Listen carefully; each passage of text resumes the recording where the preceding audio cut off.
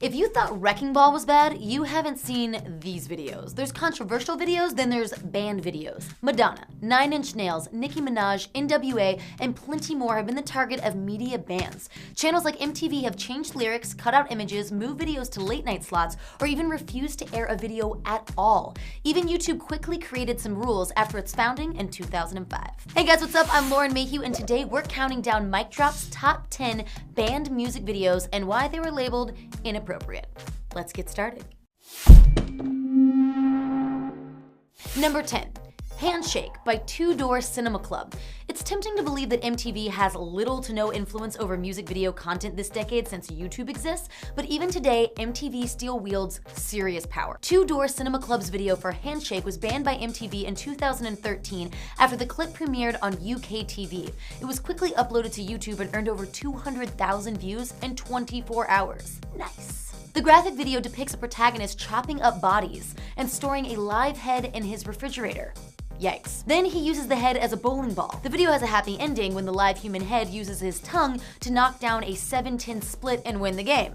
Now that's teamwork, but I guess it's a little too dark comedy for TV. Number 9. Stupid Ho by Nicki Minaj. Banning a music video from cable television can help it become even more popular on the internet. BET banned Nicki Minaj's Stupid Ho in 2012, which led viewers to watch the video on YouTube over 20 million times. Whether it was a reaction to the risque content or the fact that people knew it was a reaction song to Lil' Kim's recent musical jabs at Nicki, the online video blew up. Slate.com's J. Brian Lauder's argument says that it was Nicki's blunt exaggeration of sexist themes, like displaying a bare female behind for pretty much the whole video, that made BET uncomfortable. Another explanation could be the song's repetitive use of the phrase, "you a stupid hoe." Though the video was watched so many times on YouTube, the public actually echoed BET's negative reaction by giving the video more dislikes than likes.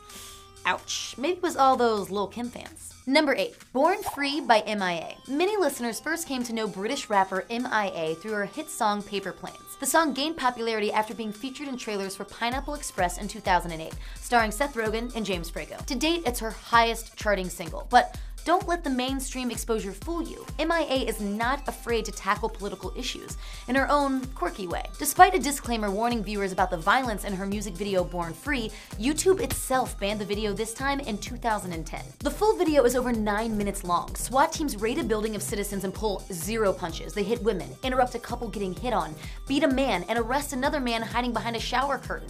The red-headed pale suspect is thrown into a paddy wagon with several other males that look just like him. Viewers learn that a ginger genocide is underway. YouTube made the decision themselves to ban the video despite MIA's accusation that her record company was behind the removal. The video was later made available on MIA's website and eventually made its way back to YouTube. She's not so MIA after all. Number 7. Coma White by Marilyn Manson. Sometimes the music video is banned due to violence, or because it depicts a national hero in a negative way, or even because it premieres right after a tragedy when people are still trying to recover. All these circumstances apply to Marilyn Manson's video Coma White, which was banned from MTV in 1999. Marilyn Manson once told Rolling Stone magazine that, "My point on earth is chaos." In concerts and videos, he used Nazi flags, sex toys, references to Satanism, and Christian symbols, among other things, to outrage conservative Americans since the early 90s. Some of these are present in the video Coma White, but critics were especially upset about the video's reenactment of President John F. Kennedy's assassination in 1963. Manson's girlfriend at the time, actress Rose McGowan, portrays a grieving Jackie O in the video, and although it was over 30 years after the real event, the assassination was still a sensitive subject in 1999 because it was one of America's greatest tragedies. But the Coma White video also had the misfortune of premiering a few months after the Columbine High School massacre in Colorado.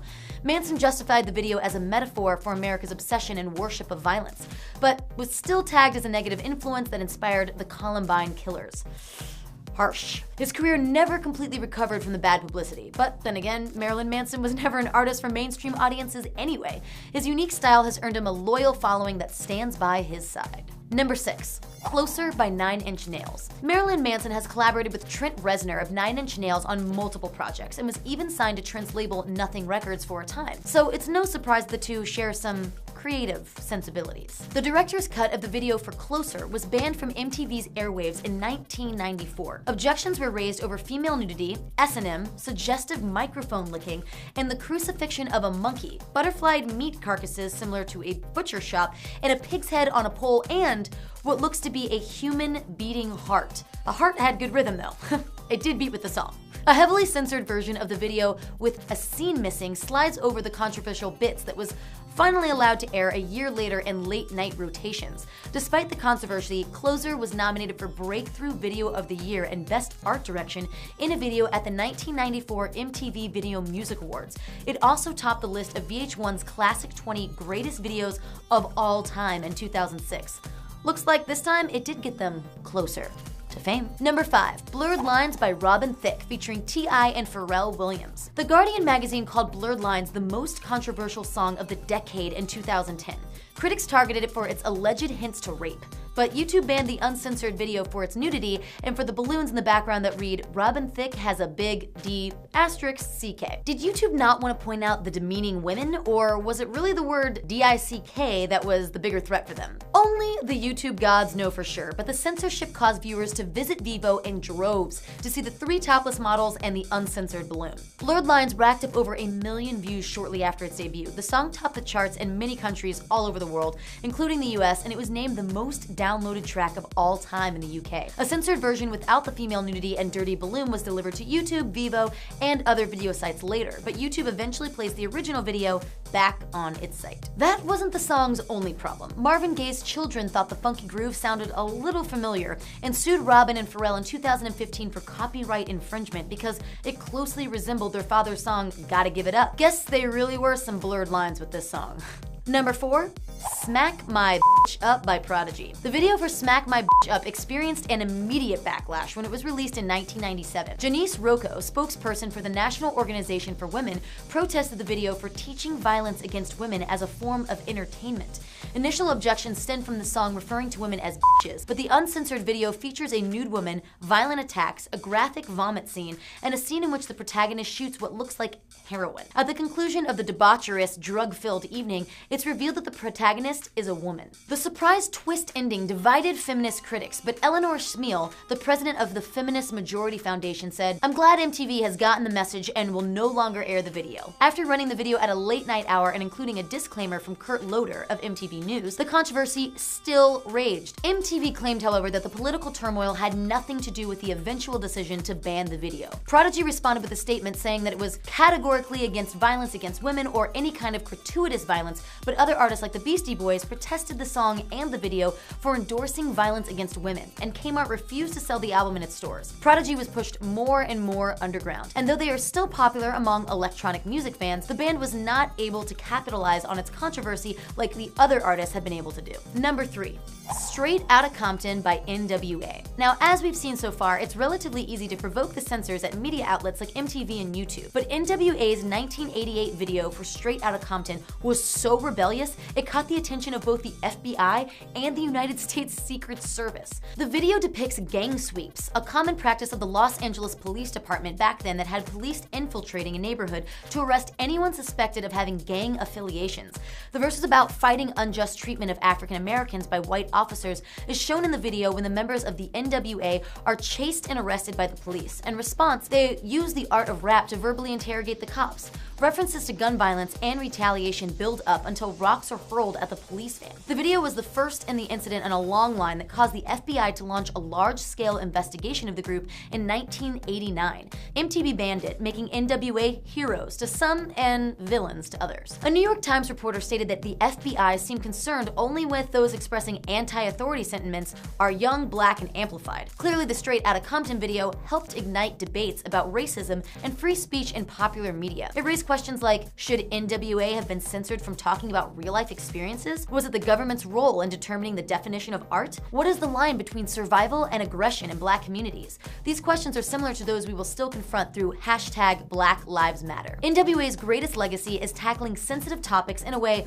no one can ignore. And they did it with some poppin' music, I must say. Number 2, Girls on Film by Duran Duran. Duran Duran's Girls on Film was the very first music video to face censorship and banning by MTV after the network premiered in 1981. MTV objected to the video's graphic sexuality and female nudity. Several erotic scenarios are enacted by women wearing lingerie, sumo wrestling mawashis, nurse uniforms, cowgirl outfits, swimsuits, and plastic underwear. The video is basically a line of stereotypical male fantasies. The video was shot before MTV had even launched. It was intended to play on video jukeboxes, a cutting-edge technology at the time, which was popular in bars and clubs. Video jukeboxes were not subject to the same regulations as mainstream television networks. MTV was still relatively unknown in America, and the video was sent to the network as a way to generate buzz for the new band. But BBC had already banned it, and MTV soon demanded that the video's content be heavily censored if Duran Duran hoped to get the video on air at all. MTV finally agreed to play an edited version of the video with sexual references and graphic nudity removed. The controversy over girls on film gave Duran Duran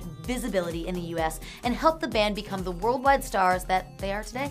Number 1. Justify My Love by Madonna. Some band videos objectified women, as seen in Blurred Lines and Girls on Film, but some female artists have also used the medium to claim respect, assert themselves, and express personal desires. Madonna's made several controversial videos during her 4-decade career, but 1990's Justify My Love was the most promiscuous. The black and white video for Justify My Love was immediately rejected by MTV. Nudity, bisexual acts, androgynous women with pencil-thin mustaches, sadomasochistic behavior, and cross-dressing appeared in the video and worried the network. It was definitely not a video MTV wanted to play during family viewing time. The ban resulted in a PR firestorm, but for Madonna, no press was bad press. She rode the controversy to a new level of superstardom. The Queen of Pop appeared on ABC's Nightline in 1990 to discuss the ban and use the platform to point out the inconsistencies of censorship in television. She also explained that Justify My Love was simply an expression of openness about sexual fantasies among romantic partners. She chose to sell copies of Justify My Love as a video cassette single, and the song spent 2 weeks at #1 on the Billboard chart in early 1991. She milked that success and published Sex, a Coffee Table book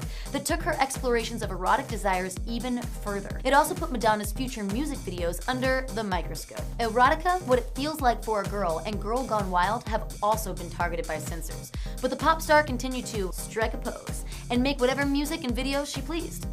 Get it, girl. Once again, guys, I'm Lauren Mayhew, and thanks so much for watching Mic Drop's Top 10 Band Music Videos.